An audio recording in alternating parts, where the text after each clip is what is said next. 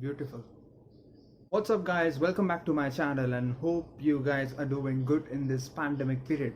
So, Manchester United 4, Istanbul Başakşehir 1, and we finally are back into winning ways at home at Old Trafford because it's been a big concern for the past few days. Not past few days, you could say from the start of the season that home wins were necessary and we're out of form, and it was embarrassing because at Old Trafford you normally have to win games. We were like doing the opposite because we are winning all the away games. We have a winning streak away from home, and this was actually convincing, beating Istanbul, and it was something personal because we were embarrassed away from home in Turkey, and it's embarrassing obviously because we have beaten PSG and Leipzig, and you just go down or you fall down to Istanbul and it's not at all good enough. So it was personal, and I would have liked a 7-0 scoreline. That's how frustrated I was, and I didn't make a video on that if you remember, and because I was so frustrated, as I said. So 7-0 would have been good. We could have made it 7-0, but we missed many chances and end up in a 4-1 comfortable win, dominated them. They weren't the side that played away, and so it's convincing. So we'll be talking about the West Brom game as well, and what all things were much more seen in that, and what all things were an improvement in this game. We saw what happened in Crystal Palace, Spurs, and what has been something different. There was something different in this Istanbul game and the West Brom game.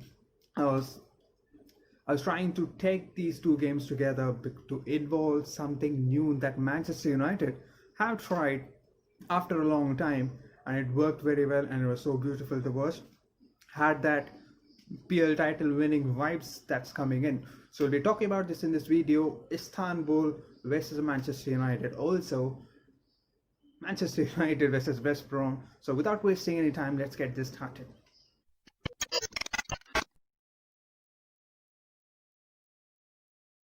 So half of the results has been determined by seeing the lineups itself. And when you see the lineup, it was Donny Vandebeek, Bruno Fernandes, Marcus Rashford, Anthony Martial, and Edinson Cavani were that front five, I could say, and it's absolutely brilliant. When you see that lineup, you could guarantee that there's something gonna happen. Creativity is gonna flow in, and these lads are, waiting for a chance to get past those defenses and score those worldies and score those beautiful strikes. And Edinson Cavani, first start for him, and it was much more, we're looking forward for that because that's what we wanted. What he could do in bigger stages in Champions League competitions, he could be doing with Paris Saint-Germain, and in international duties he was doing a bit more regularly, scoring goals, and you could see the changes that he has brought in. And this lineup was always going to be a bit more strong 11, not like we were rotating for Istanbul. We could do the job. We always wanted to put that strong 11 and put that job done in the first half until 60 minutes, and then change the remaining rest those important players, because we have a Premier League game that is coming up on Saturday on Southampton. So it was much more needed to have a go right from the start, right from the beginning, right from minute one, to have that intensity, energy, and score goals quite early, and then have some defensive structure in the end of 90 minutes. It started very well for Manchester United. A wonder strike from Bruno Fernandes from the edge of the box. That's a big worldie. That's a big shutting those mouths of the haters saying that he could only score penalties. And Telles crosses it, bounces off an Istanbul player, and then reaches to the leg of Bruno Fernandes. One time finish, one time sweetest strike to goal, top corner, 1-0 at the 7th minute. That was a great start to offer. I was like, shouting like hell, because people on the other side, let that be, forget about other side, people of our own fan base don't rate him. That's something shocking, you could say, or surprising, that even our own fan base says that he isn't good enough. Other than if you take away those penalties, He's just an average midfielder or an average player from, Liga NOS, and you can't argue with them. A true Portuguese Magnifico. So that started with a Bruno Fernandes sweetest strike, or a screamer, you could say, for 1-0, which followed by a gift of a goal from Istanbul keeper who couldn't get the hold of the ball, and it lands on the feet of Bruno Fernandes, and just a sweetest of tap in. It's 2-0 in 19 minutes. So, and that goal was important because if we always, it happens that we score 1-0 and then we try to be a bit more, on a safer side. We are passing some safer passes, not some risky passes, and then you go on till the 70th or 80th minute being in that 1-0 lead, and we try to defend, which becomes a shambles at the back. Maguire and Lindelof, you can't trust them because they can be inconsistent at times, they can be stiff at times, but you can't leave that job to them because they are a bit vulnerable. You could understand overpriced Maguire, you could say, and so you can't leave it to them. And we don't have a defensive midfielder that's so proper that they could shield that defense or shield those centre backs. Those beautiful plays by Bruno Fernandes, Donny Vandebeek. Donny Vandebeek has been one of the main player against Istanbul. He has been so composed. Imagine Scott McTominay or Fred being this composed when they get the ball. Players are pressing him, and you have that cool head. You should have that cool head, not have that pressure or nervousness. Paul Pogba being nervous at some times, and so Donny Vandebeek, when he gets the ball, he's so cool under pressure. He knows what he's doing. He sticks his ball to the foot, and he has that awareness where that defender or where that guy who's pressing him, he has that knowledge that he's gonna cover this part, and Donny Vandebeek knows it beforehand. He's aware of what he's gonna do, giving us those symptoms, giving us those vibes, and is telling those selectors that he needs to be starting every week in, week out. Ole has plans for him. We don't have to rush him in as quickly as possible. We don't have to be greedy to put all those players, throw in those players and ask them to perform. That's gonna be risky. That's going it would work or not, you can't say. It's a 50-50.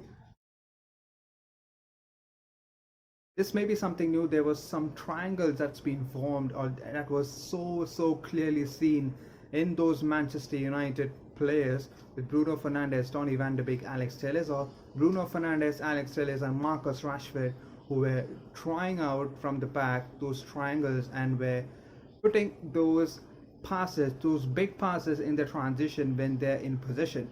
So that was so good to watch, and something so those Ronaldo, Tevez, and Ronaldo, Van Nistelrooy, all these kind of players had in themselves. They had that understanding. They had what they're gonna do. They had that plan on what's gonna be the next pass, where the players are running, what other players are doing for themselves. They had that vision. They had that pass. They had that player running there to receive that pass, and they know what they're doing. They had a proper plan. It looked like Ole had a plan this time, and you can't disagree with that. We always say that Ole has been weak in tactics or doesn't have a plan on what to do. He just throws Bruno Fernandes and asks him to do something, do some magic and create something. So this time it wasn't this thing. Donny Vandebeek, Alex Telles, Marcus Rashford, Anthony Martial's runs was equally important. He was in a bad state, you could say. He was in a bad sense of form, but his runs and his pulls were much more efficient for Rashford and Bruno Fernandes to score those goals, and Alex Telles to whip in those crosses to Cavani. A guy who is 33-year-old has that energy, has that sprint, has that pressing ability. That's so wow to watch. Obviously, his presses, he's pressing that centre backs so lively, or you could say when he loses the ball or when a teammate loses the ball, he was ready to go. He was ready to sprint back and press that, which Martial wasn't doing for recent games. So it was good to watch. So everything was coming up. Everything was set up for us to win that game, and it was a much deserved game, you could say. Edinson Cavani, first start, could have had a goal, but unfortunate. But his performance has been so lively, and more things we can expect that more things will be coming in the future. Number 7, Edinson Cavani. Finally, that number 7 thing, number 7 bullshit, and we could expect that to end because this guy looks like a promising guy who could be, finishing those good numbers in the Manchester United shirt, could be retiring in that Manchester United shirt with a milestone, or you could say with much more expectations, much more, goals, much more goals to the tally. You could say he started in the Premier League, he started scoring in the Premier League, and he could be doing that in the Champions League. When we go ahead, can't wait to see that. So the third goal, it was a Lindelof long ball to Marcus Rashford. The defender couldn't go goal side, and it's a penalty. Bruno was on a hat-trick. Bruno hands the penalty to Marcus Rashford. Marcus Rashford fires it home, and it's 3-0 in the 35th minute. So if you could remember, Marcus Rashford was on a hat-trick against Leipzig. He provides the ball to Anthony Martial, and he scores, and we are 4-0. Then Marcus Rashford completes hat-trick. Now Bruno Fernandes was on a hat-trick. He hands the ball to Marcus Rashford. He scores, and he's now the top scorer of the Champions League. This team is bringing some kind of vibe in me. I just fucking love this team more. I don't know why. You could say Ole out or Ole in, because this team deserves some praise from the very start, from last season, right from the start. This team is doing something, doing hard work, doing something, much more, you could praise them. You have to praise them. And these kind of moments, this kind of Martial moments, Rashford moments, giving those penalties to them and scoring, setting up them, and those bromances and all, just a vibe. And you can't deny that. And Bruno Fernandes and Donny Vandebeek has been, icing in the cake, you could say. And Edinson Cavani, Alex Telles, that's beautiful.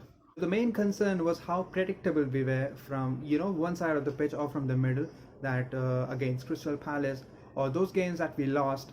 And we were so predictable because most of our attacks have come from that left hand flank, from the Luke Shaw side or from the middle. So the teams who are sitting back, it's easy to predict what they're going to do. Those fast footballs are going to be, predictable. It's going to be easy to judge. So we don't break those teams who sit back and try to counter, or sit back 8 at the back. The main improvement has to be, we need to create from all over the pitch. From all over the pitch means every direction possible, everywhere possible. So Alex Telles has been one of those improvements, and he has been one of those important guys in Porto, because he can whip in those crosses and find that strikers who are much more waiting, or hungry to score goals through their headers or through the tap-ins that can be most applicable as per the situations. Only point you need to take is you need to have traffic in the box, have 4 or 5 bodies in the box that could actually try to hit the ball in, because he's gonna put that cross so good. He's gonna do his job very well. You just need to have that body in the box and try to put that in the net as professionally as possible, you could say. So that has been one of the main concerns of United for the last few weeks, or could say from last season, that Luke Shaw's crosses are so predictable, low crosses which can be intercepted very easily. He isn't putting those crosses, but for the last few games, last 2 to 3 games, Luke Shaw has been putting those crosses, and it was very efficient, very helpful for Bruno Fernandes against Everton, and also in that Paris Saint-Germain game where he put those crosses, and it was easy. Daniel James scored a goal last time out in August or in the Europa League last season, and after that he scores. It was a good setup by Greenwood and a good tap in from Daniel James. It could be a big confidence booster for him, and it was much more needed for him because he wasn't getting a match time or game time in between, and so it was necessary in the Champions League. That's most important, so he can find his form, you could say. So when he's gonna start, that's gonna be, you know, frustrating. Sometimes you expect that against bigger teams or against some teams that, you know, you can't underestimate. So when at that time Daniel James starts, it's gonna, you know, the mood is gonna fuck you up. So we don't want that to happen. So Daniel James has to be fitting in this United team as a substitute, as a squad player, to be honest. So hope. So if you like the video, please hit that like button, and if you are yet to subscribe, please hit that subscribe button. We are playing in Southampton next in the Premier League on Saturday. It's going to be coming so thick and fast. Those games are going to be coming so thick and fast. So we rested Bruno Fernandes, Rashford, Martial and Lindelof, who had a bit of a back strain, or Van Bissaka has been told that he had an ankle injury, a slight scare. We have a game in hand in the Premier League, and we can be, you know, getting those 3 points. If we get those 3 points, you could be just 4 points off the top, and that's some good thing in the weekend. So consistency, that's been one of the main things that we need to improve on. So I'll be meeting in the next video. Until then, stay home, stay safe, goodbye.